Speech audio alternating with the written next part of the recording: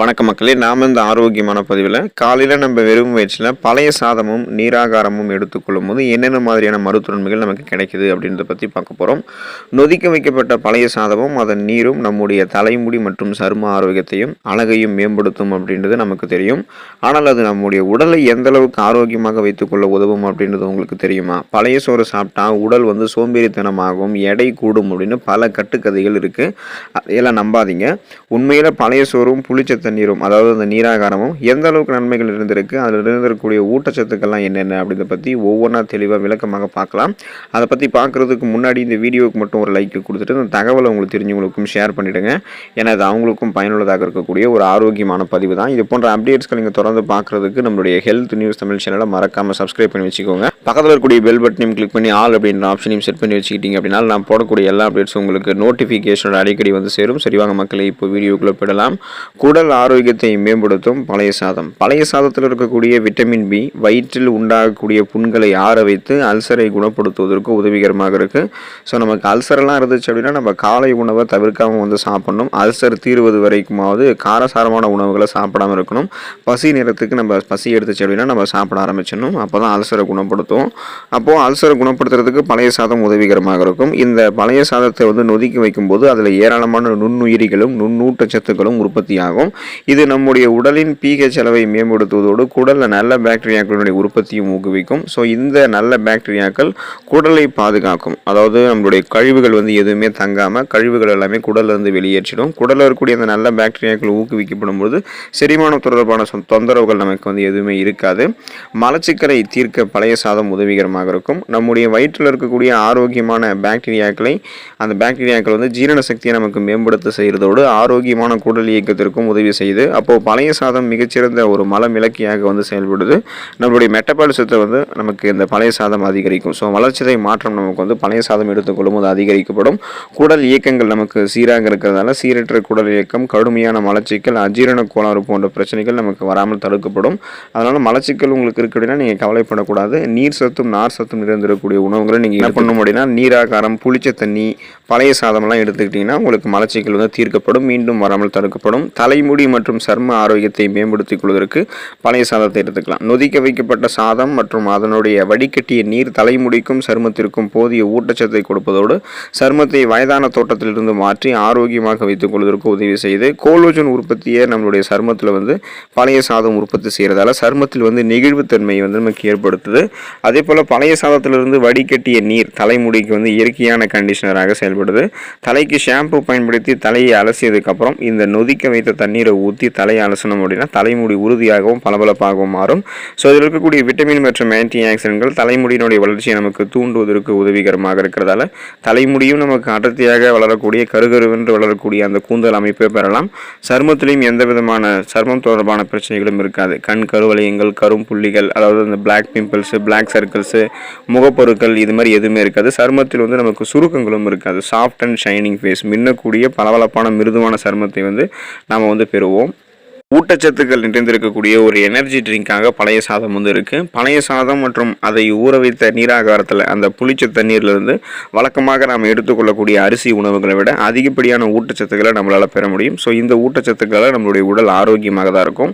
சாதம் ஊற வைத்த தண்ணீர் சாதாரண நீரை காட்டிலுமே ஊட்டச்சத்துக்கள் நிறைந்ததாக இருக்கும். வேக வைத்த சாதத்தை குறைந்தது ஒரு 12 மணி நேரம் நொதிக்க வைக்கும்போது வழக்கமாக சாதத்தில் கிடைக்கக்கூடிய இரும்புச்சத்தினுடைய அளவை விட 21 மடங்கு இரும்புச்சத்து அதில் அதிகமாக கிடைக்கும் அப்படின்னு ஆய்வுகளை குறிப்பிடுறாங்க. ஸோ அதனால் நம்ம பார்த்தோம் அப்படின்னா அனிமியா என்று சொல்லக்கூடிய அந்த ரத்த சோகை நோயை குணப்படுத்தி மீண்டும் வராமல் தடுக்கிறதுக்கெல்லாம் பழைய சாதம் ஹெல்ப் பண்ணும். ஏன்னா ரத்த சிகப்பணுக்களில் நமக்கு ரெட் பிளட் செல்ஸ் குறையும் போது ரத்த புரதமான ஹீமோகுளோபினுடைய கவுண்ட்டும் குறையும். ஸோ அதனால் நமக்கு அனிமியா என்று சொல்லக்கூடிய அந்த ரத்த சோகை நோய் நமக்கு ஏற்படும். ஸோ அந்த பிரச்சனை வராமல் இருக்கிறதுக்கு இரும்புச்சத்து நிறைந்திருக்கக்கூடிய பழைய சாதத்தை எடுத்துக்கலாம். பொதுவாகவே 100 கிராம் அரிசி சாதத்திலிருந்து 3.4 மில்லிகிராம் அளவுக்கு இரும்புச்சத்தை நம்மளால் பெற முடியும். இதுவே 12 மணி நேரம் நொதிக்க வைக்கப்பட்ட சாதமாகிறது தான் அதில் இருக்கக்கூடிய இரும்புச்சத்தினுடைய அளவு 73.91 மில்லிகிராம் அளவுக்கு கிட்டத்தட்ட 203% நமக்கு அதிகரிக்கும் அப்படின்றத குறிப்பிடுறாங்க. ஸோ அந்த அனிமியாவுக்கான அறிகுறிகளாக தென்படக்கூடிய மயக்கம், உடல் சோர்வு, தொந்தரவு, தலைவலி, குமட்டல் தொந்தரவுகள் இல்லாமல் ரத்தம் தொடர்பான பிரச்சனைகள் வந்து விடுபடுவதற்கும், இரும்புச்சத்து குறைபாட்டை நிவர்த்தி செய்வதற்கும் பழைய சாதத்தை எடுத்துக்கலாம். பல நோய்களை தீர்க்கக்கூடியது பழைய சாதம். அதாவது நொதிக்க வைக்கப்பட்ட பழைய சாதத்தில் அதிகப்படியான அளவு விட்டமின் டி சத்து இருக்குது. ஸோ விட்டமின் டி சத்து நமக்கு எதுக்கு தேவைன்னு கேட்டிங்கன்னா, கால்சியம் சத்து உறிஞ்சி நம்மளுடைய எலும்பை வலுப்படுத்துறதே விட்டமின் டி சத்து தான். அப்போ விட்டமின் டி சத்து நமக்கு கிடைக்கிறதுக்கு பழைய சாதம் எடுத்துக்கிட்டோம் அப்படின்னா ஆஸ்டியோபோரோசிஸ், எலும்பு மெலிவு நோய், மூட்டு வலி, எலும்புருக்கி, முடக்குவாதம், எலும்பு மச்சைகளில் ஏற்படக்கூடிய பிரச்சனை, மூட்டு வளர்ச்சி போன்ற எலும்பு தொடர்பான பிரச்சனைகளை குணப்படுத்தி மீண்டும் வராமல் நமக்கு வந்து தடுத்துரும். ஒரு 40 வயசுக்கு அப்புறம் கூட எலும்புகள் பலம் பெற வேண்டும் அப்படின்னா நம்ம வந்து இப்போ இருந்தே இந்த பழைய சாதம், நொதிக்க வைக்கப்பட்ட தண்ணீர் இதெல்லாமே வந்து எடுத்துக்கொள்ளலாம். இப்போ இதில் வந்து அதிகப்படியான உடல் சோர்வை நமக்கு தீர்ப்பதற்கு இந்த பழைய சாதம் உதவிகரமாக இருக்கும். அதோடு வயிற்றில் அமிலத்தன்மை, வாயு இந்த பிரச்சனையெல்லாம் அதிகரிக்காமல் பார்த்துக் கொள்வதோடு உடலை வந்து நமக்கு எப்போதும் குளிர்ச்சியாகவே வைத்திருக்கும். ஸோ குறிப்பாக இந்த கோடை காலத்தில் நம்ம பழைய சாதம் எடுத்துக்கொள்ளும் போது நமக்கு கிடைக்கக்கூடிய முக்கிய பயனே உடல் சூடு, அந்த வெப்பம் வந்து தணிக்கப்பட்டு கோடைக்கால சரும தொற்று பிரச்சனைகள், அரிப்பு தொந்தரவுகள், வியர்க்குறு பிரச்சனை இது எல்லாமே வந்து சரியாயிடும். உடலினுடைய அந்த வெப்பத்தை வந்து குறைத்து உடலை எப்போதுமே கோடை காலத்தில் வந்து நமக்கு ரெஃப்ரெஷ்மெண்ட்டாக, புத்துணர்ச்சியாக, சுறுசுறுப்பாக வைத்திருப்பது இந்த பழைய சாதம் தான். ஸோ அதுக்காக நம்ம பழைய சாதத்தை எடுத்துக்கொள்ள வேண்டியது ரொம்ப ரொம்ப அவசியமாகும். உடல் சூடு வந்து தணிக்கப்படும். பழைய சாதத்தில் வேறு நன்மைகளும் நமக்கு இருக்குது. பழைய சாதமும் அதில் நொதிக்க வைக்கப்பட்ட தண்ணீரிலும் அதிக அளவிலான பொட்டாசியம் சத்து நிறைந்திருக்கு. பொட்டாசியம் சத்து நமக்கு இதயத்தை பாதுகாக்கிறதுக்கு உதவிகரமாக இருக்கும். ஸோ எந்த வகையில் அப்படின்னா, ரத்த நாளங்களில் கொழுப்புகள் ஏதாவது படிஞ்சிருந்தது அப்படின்னா நமக்கு ரத்தம் போகிறதில் தடை ஏற்படும். ஆனால் பொட்டாசியம் சத்து நிறைந்திருக்கக்கூடிய உணவுகள் எடுத்துக்கொள்ளும் போது அந்த பொட்டாசியம் சத்து ரத்த நாளங்களில் படிந்திருக்கக்கூடிய கொழுப்புகளை வந்து நமக்கு நீக்கிடும்.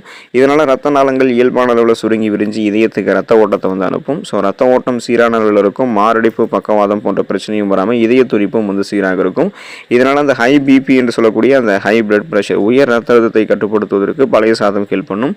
நொதிக்க வைக்கப்பட்ட பழைய சாதத்திலிருந்து நாம் அதிகப்படியான செலினியம் மற்றும் மெக்னீசியத்தை பெற முடியும். இது இரண்டுமே நம்முடைய எலும்புகள் உறுதியாகுவதற்கு இன்னும் உதவிகரமாக இருக்கும். உடலுக்கு குளிர்ச்சி தருவதோடு வயிறை லேசாக வைப்பது போல உணர வைக்கக்கூடியது நாம் எடுத்துக்கொள்ளக்கூடிய இந்த பழைய சாதம், நீராகாரம் இது எல்லாமே. இதனால் உடல் வந்து நமக்கு நாள் முழுவதுமாகவே ரெஃப்ரெஷ்மெண்ட்டாக, புத்துணர்ச்சியாக, சுறுசுறுப்பாக இருக்கும். இதை வந்து வெள்ளை அரிசியில் மட்டுமில்லை, சிவப்பு அரிசி மற்றும் ப்ரௌன் ரைஸ்லையுமே பழைய சாதத்தை நம்மளால் செய்ய முடியும். அதிலிருந்து இன்னும் கூடுதலாக ஊட்டச்சத்துக்களை நம்ம பெற முடியும். பொதுவாக எப்படி நம்ம வந்து அளந்து சமைச்சாலுமே கொஞ்சமாவது பழைய சாதம் வந்து மீந்து போயிடும். அல்லது பழைய சாதத்துக்காக கொஞ்சம் அரிசி அதிகமாக சேர்த்து வடிச்சிக்கிறவங்க நிறைய பேர் இருப்பாங்க. ஸோ வடித்த சாதம் அது நல்லா ஆறுனதுக்கப்புறம் அதை வந்து ஒரு மண் சட்டியில் அல்லது பாத்திரத்திலோ மீண்டும் வந்து நீரும் அது கூட வந்து நிறைய வந்து ஒரு ஸ்பூன் வந்து உப்பு கலந்து மூடி வச்சிடணும். ஸோ இன்றைக்கி வந்து மதியம் வைத்த சாதமாக இருந்தால் கூட சாயங்காலம் வந்து தண்ணீர் ஊற்றி வைக்கலாம். மண் சட்டியில் வைக்கிறது இன்னும் நல்லது. ஏன்னா நல்ல பாக்டீரியாக்கள் அதில் இன்னும் அதிகமாகவே இயற்கையான முறையில் நமக்கு வந்து நொதிக்கப்படும். இரவு முழுவதுமாகவே சாதம் அந்த நீரில் வந்து நொதிக்க ஆரம்பிக்கும். காலையில் எடுத்து பார்க்கும்போது பழைய சோறு நம்முடைய காலை உணவுக்கு தயாராக இருக்கும். பழைய சோறுக்கு தொட்டுக்கொள்வதற்கு பெஸ்ட்டு காம்பினேஷன் வந்து சின்ன வெங்காயமும் பச்சை மிளகாயும் தான். ஸோ நல்லா வந்து தண்ணீரில் ஊறி இருக்கக்கூடிய சாதத்தை கைகளால் பிசைஞ்சு தேவையான அளவு உப்பு சேர்த்து கரைத்து குடிக்கவும் நம்ம பண்ணலாம். சிலர் அந்த நீரை வந்து தனியாக வடித்து எடுத்து நீராகாரமாக குடிப்பாங்க. அந்த சாதத்தில் தயிர் அல்லது மோர் சேர்த்தும் சாப்பிடலாம். ஒரு முறை சாப்பிட்டு பழகிட்டோம் அப்படின்னா தினமும் பழைய சோறு நமக்கு காலை உணவாக நமக்கு ரொம்ப அது ஹெல்ப்ஃபுல்லாக இருக்கும். ஸோ அது நமக்கு ஒரு டேஸ்டியான ஃபுட்டாகவும் மாறிடும். தொடர்ந்து பழைய சாதம் எடுத்துக்கொண்டு நிறைய மருத்துவமைகளை பெற்று நலமோடு வாழக்கூடிய வாய்ப்பை பெறுங்க. அடுத்த பதிவில் மறக்காமல் சந்திப்போம். நன்றி மக்களே.